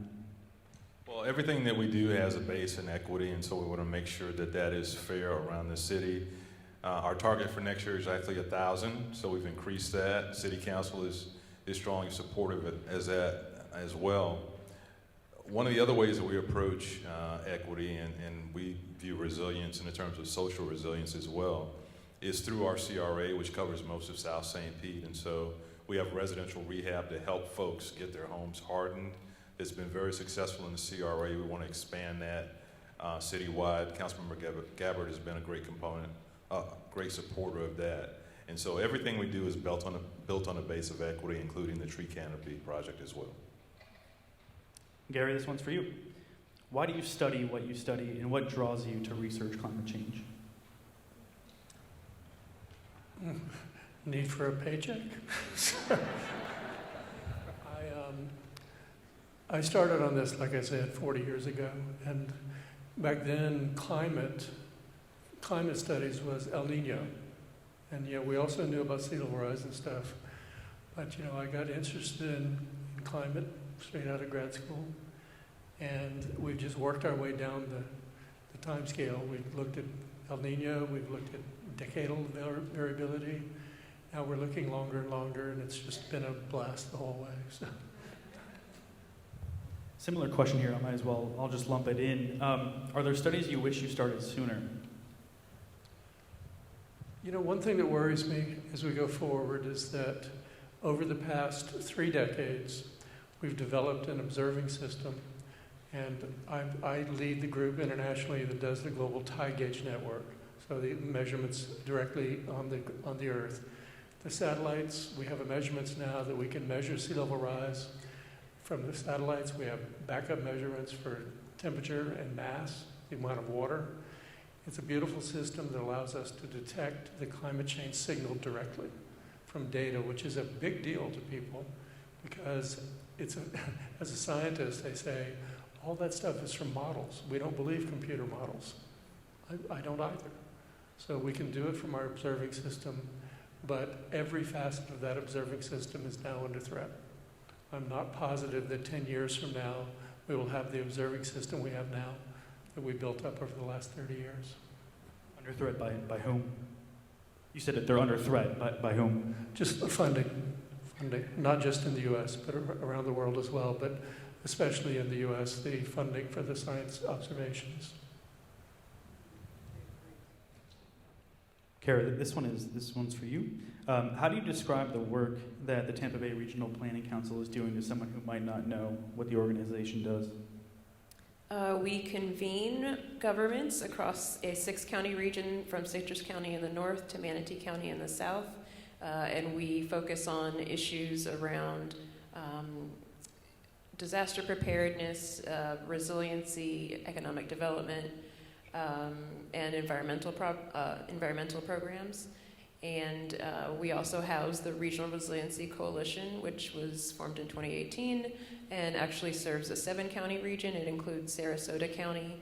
And the role of the coalition is to bring our member governments together specifically around climate resiliency, and that can include the adoption of a regional resiliency action plan, having workshops and learning together as a region, ways that we can adapt, and then also providing resources for adaptation, such as our shoreline model ordinance, which prescribes a 5-foot minimum seawall height or tidal flood barrier height, and can be adopted by any of the governments in our region.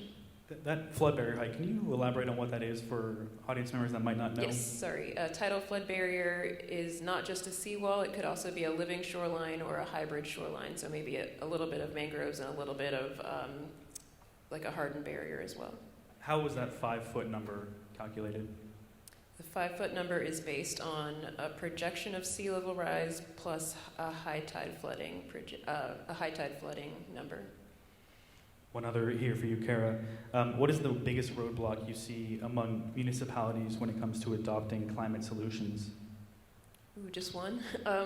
Yeah, I would say the number one would probably be capacity, I would say. Even if there is the political will and maybe the budget, even if you had both of those things, there's so few people that we have to actually implement that stuff. And I know, the staff here in the audience who are working on that have told me some of the same things. There could be tons of money coming down from the federal government, but how would we actually implement it? We don't even have time to apply for some of that funding, so that's been a big roadblock for us. Question for both mayors. It's addressed to Mayor Castor, but I'd like to hear your response as well, Mayor Welch. Are there any parts of Tampa that you or your team have identified as potentially unlivable in the next 40 or 50 years? Probably right along the waterfront in 40 years. I would guess that there are probably areas along there. We're pretty high as a city, higher than Pinellas County.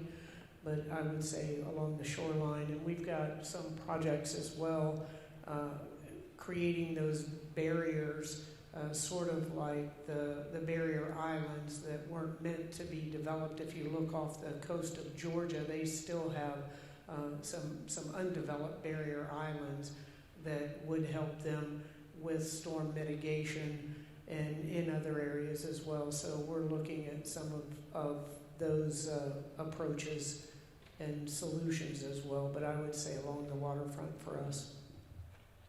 So there's some great tools out there. I don't know if it's at the Tampa Bay Regional Planning Council or Pinellas County, but you can actually go out and look at the projected sea level rise and just put in the number of years and see what our community will look like in 30, 40 years. The science will tell you right from that where the areas where adaptation will work and which areas where it's going to be wildly expensive. And so that's a conversation we're going to have over the next 20, 30, 40 years.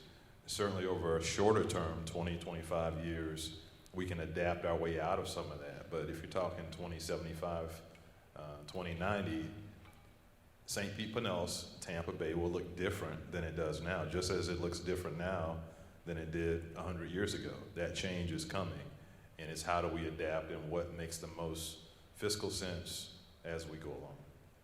Do you both find that when you speak to constituents that that's part of the conversation already, that are people thinking forward already to that far in the future?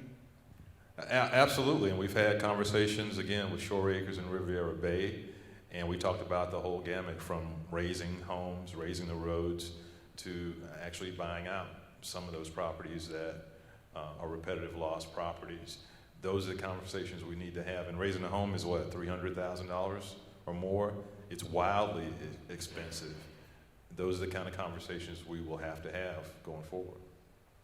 You see the same thing? And we are not to that degree, but I think one of the things that will make those decisions for individuals is a rise in the insurance as well.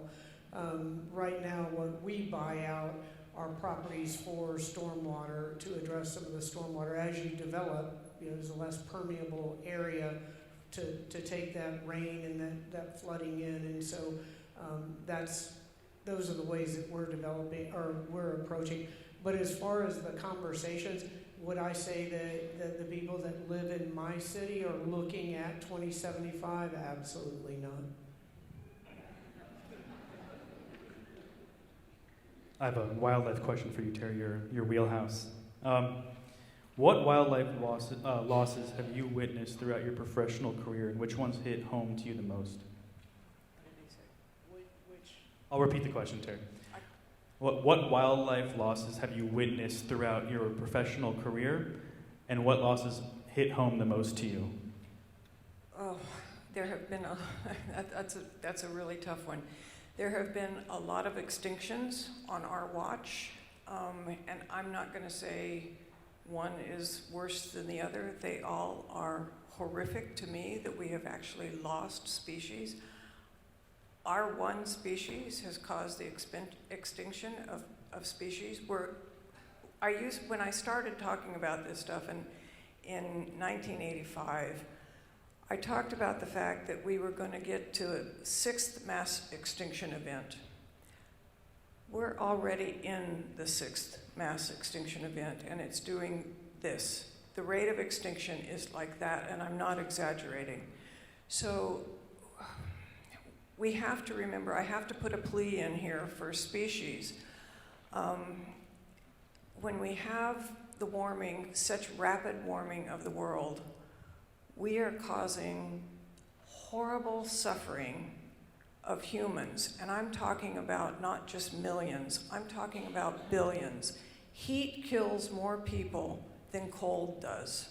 So as we get warmer and warmer and warmer, the amount of suffering by humans is going to be immense. The amount of suffering by species is going to be worse because they can't go into air-conditioned houses. So when the temperature goes above 104, we go inside and take care of ourselves. They sit outside and literally cook. I'm not kidding, they literally cook. So we have to really help them, and they want to be moving. They need to be moving where it's cooler. And there are 2 butterflies that were in Baja California that it was getting hotter and hotter and hotter, and they kept moving farther and farther north until they hit Tijuana and San Diego, and they couldn't get across those cities, and they went extinct because our cities were in the way. What do? Don't ever plant another plant unless you're going to eat it. Don't ever plant another plant that is not native to the area. We need to be able to help those species move through our cities. And my husband and I dug up our front yard. He hated mowing lawns. So we dug up our front yard, we put in natives. Before we did that, we had 3 butterflies on our 5-acre plot in Sarasota. Within 3 days, and I'm not lying, within 3 days of planting the native plants just in our front yard, we had 12 species of butterflies. How in the world did they find my little tiny front yard? I have no idea, but they did. So don't ever plant anything that's not native unless you're going to eat it.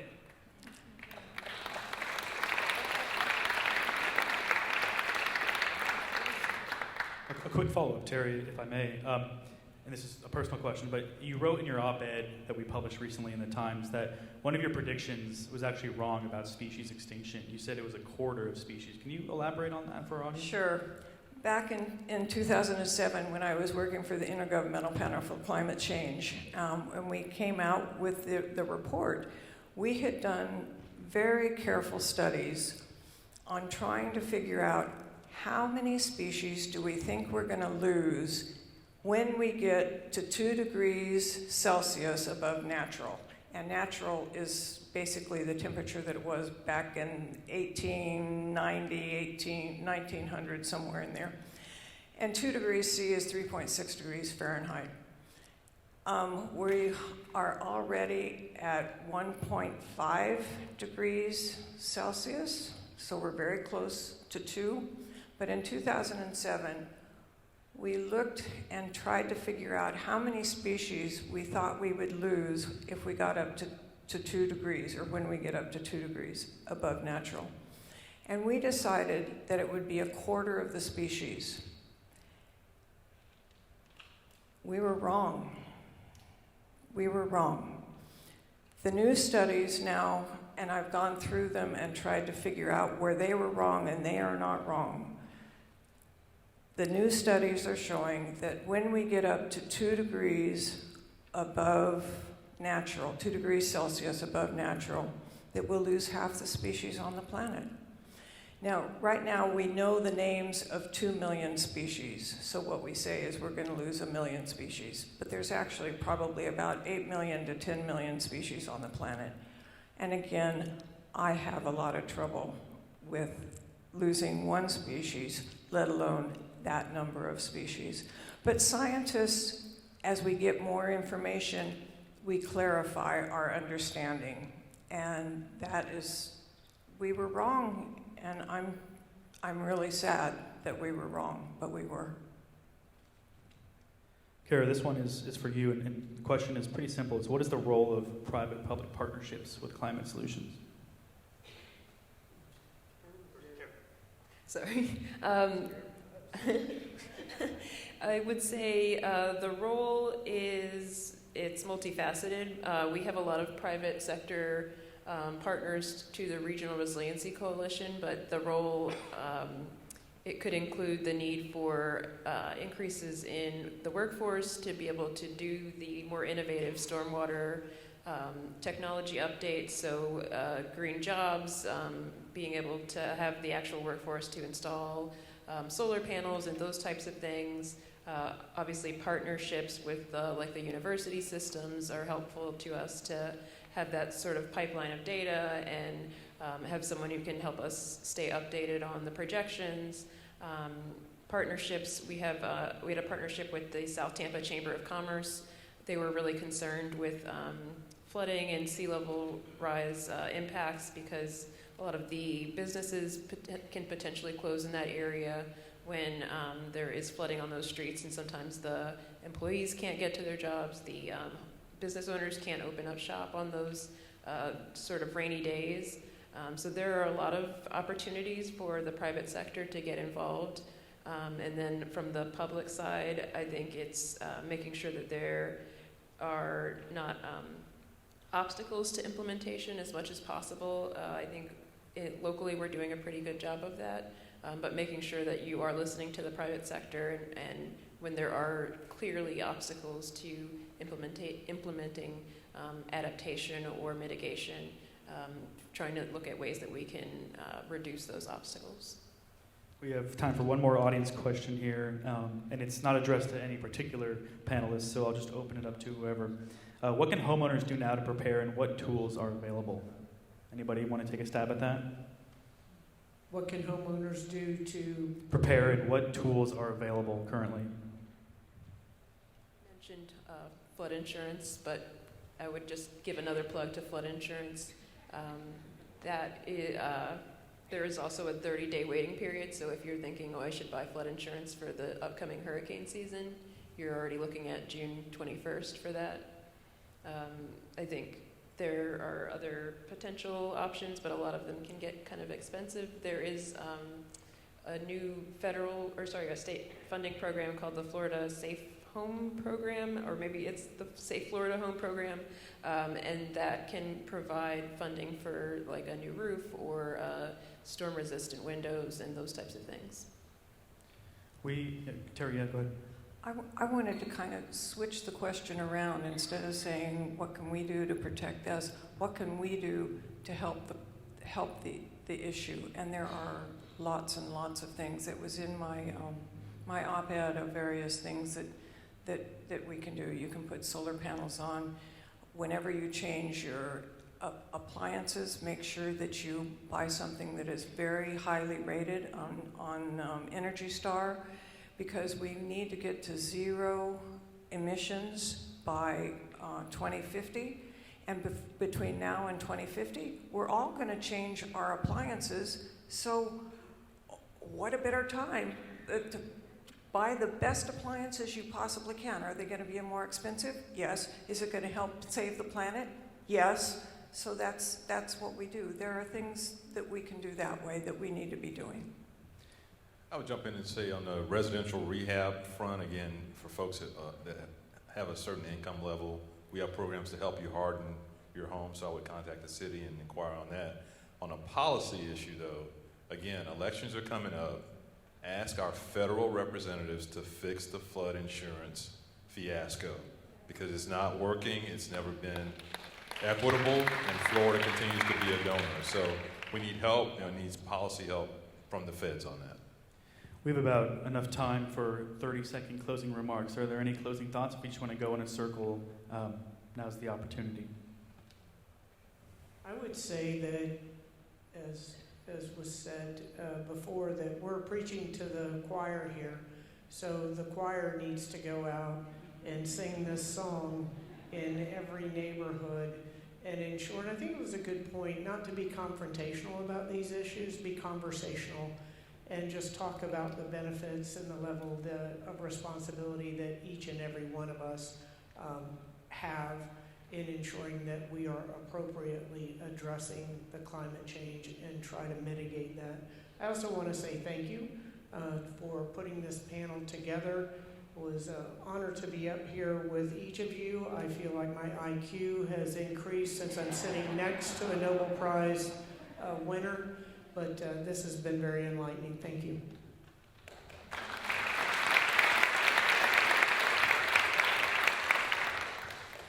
I want to have you make one more pact with me, okay? I'm the pact person. I want you to never, ever, ever, ever, ever, ever, ever again say that you believe in global warming or that you believe in climate change. It's not a belief, it's a fact.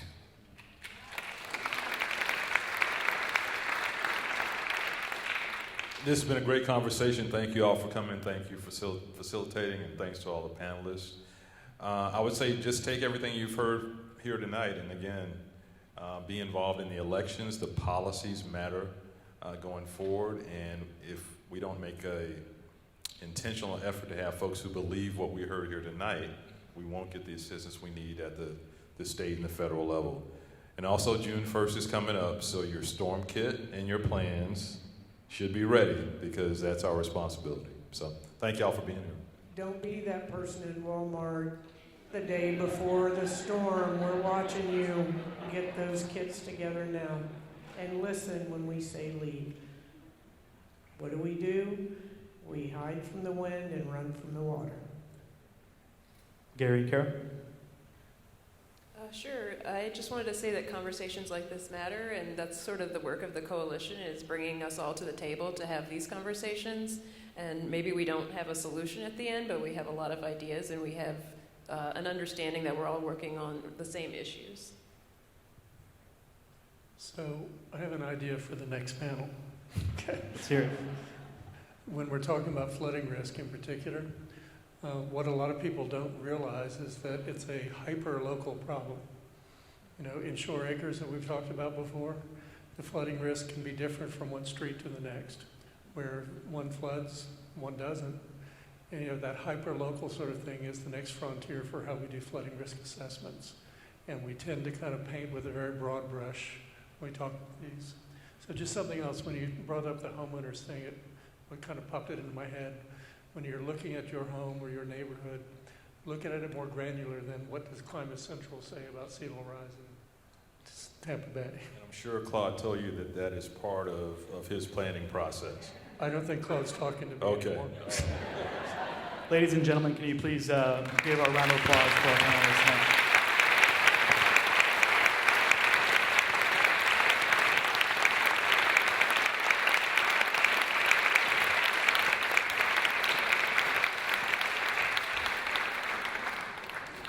We'll have very brief closing remarks. Well, thank you all for coming tonight. What a special evening. What an impactful discussion this has been. We heard the message of the danger, of the urgency of this matter, but we also heard messages of hope, of resilience, of the ingenuity, and we all got assigned a lot of to-do lists, right? I think at least 3 packs we've signed and a number of homework assignments, so our plate's going to be full, but full in a good way. Let me once again ask you to please thank our amazing panelists and our moderator, Max, for leading this discussion.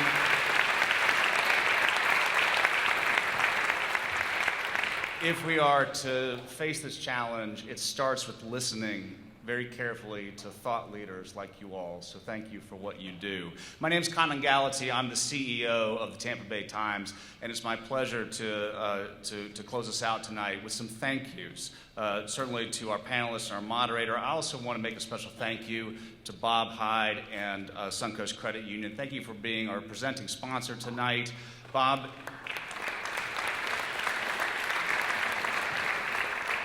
your organization leads not just with the generosity, but as an example.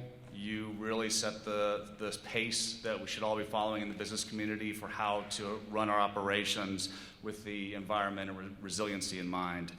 I want to also thank our other sponsors for this evening, the Frank E. Duckwall Foundation, Lori and Charlie Johnson, WEDU, and again to the Palladium who donated this facility for tonight's discussion. Thank you to the Palladium.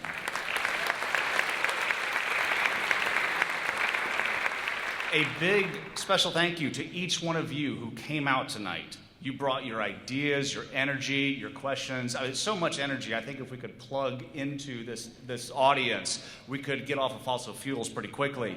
But your ticket, the ticket you purchased tonight, all the proceeds of tonight's events go to the Times Journalism Fund. That's a special fund that goes to the journalism that the Times produces.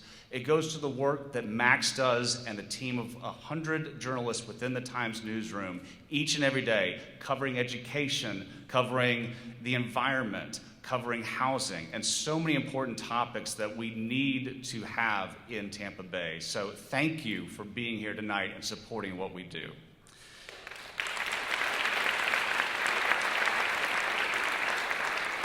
Finally, I've got to say thank you to our amazing team at the Times that organized tonight's event, starting with our philanthropy team, led by our amazing force of nature, Communications Director Sherry Day, our Director of Community Relations, Annika Keeler, Director of Corporate Giving, Morgan Peterson, the dynamic duo of Newspapers and Education, a wonderful program, Sue Bedry and Jody Pushkin. And I also want to thank the executive team of the Times that's here with us tonight, starting with the President and Publisher of Tampa Bay Newspapers, Jay Ray, our Vice President of Sales and Marketing, Bruce Fallman, our Editor, Mark Katchis, our Managing Editor, Carolyn Fox, and Assistant Managing Editor, Mike Van Sickler. Let me say something special about Mike. Mike helped put this program together. He coordinated a lot of our panelists to be here and made sure this all went well. Mike did all this while he and his family are rebuilding their house after it was destroyed from a storm flood. So, Mike, thank you so much. I know this work is, you do it professionally and you do it personally, so thank you for what you do.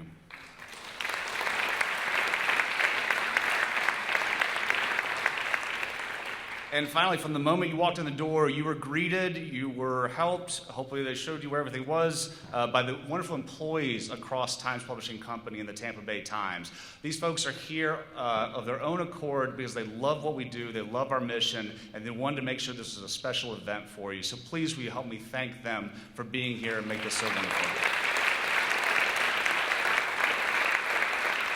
It is an honor for me to say I'm your colleague. Our Spotlight series will continue. We are going to have more great panels. I hope you all will show up for those discussions. We're going to bring wonderful experts together and have you ask the questions and raise the level of debate on the most important topics facing Tampa Bay. But with that, let me say good night, drive safe, or in the spirit of tonight's topic, take the bus. Good night, everyone.